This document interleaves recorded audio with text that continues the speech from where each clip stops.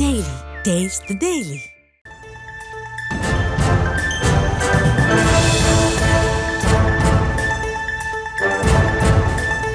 இது கொடுங்கோன்மை, இது ஏற்கத்தக்கது அல்ல.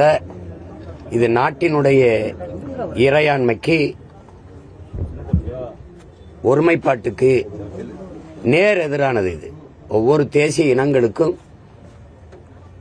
உரிமை இருக்கு. அதனாலதான் மாநில தன்னாட்சிங்கிற முழக்கமே வந்தது. அதை முன்வைத்து போராட்டங்களும் வந்தது.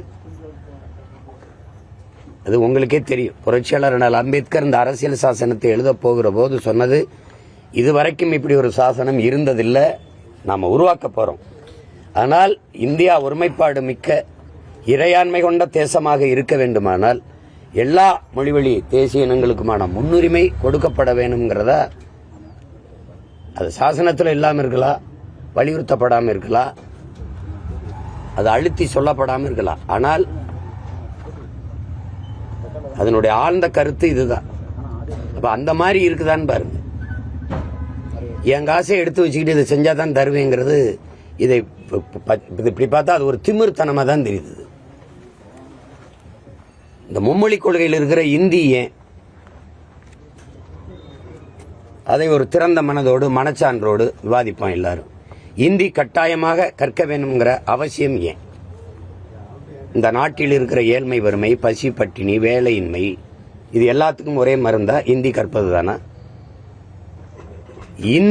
இந்தி படிச்சே தீரணும் அப்படிங்கிற தேவை ஏன்?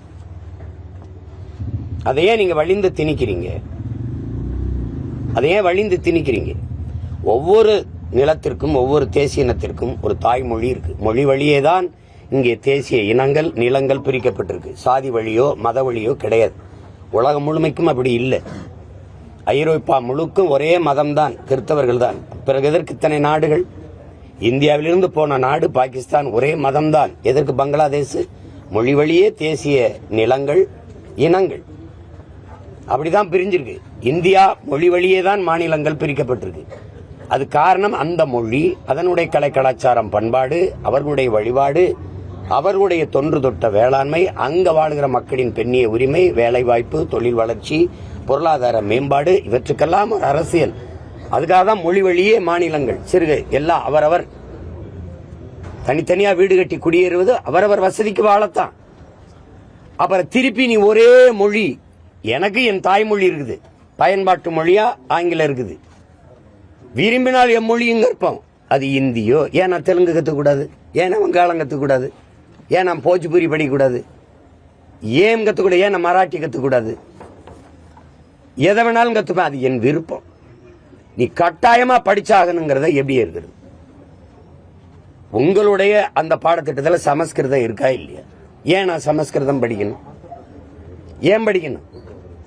என் தாய்மொழியில படிக்கிற வாய்ப்பையே இழந்துட்டு இன்னொரு மொழியை நான் கட்டாயமா கற்கணுங்கிற கொடுங்கோன்மை, அந்த கொடுமையை யார் எப்படி சகிக்கிறது?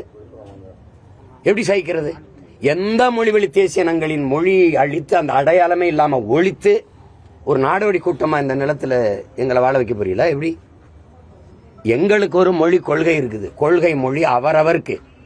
எனக்கு தமிழ், அவருக்கு தெலுங்கு, அவருக்கு கன்னடம். Taste the Daily.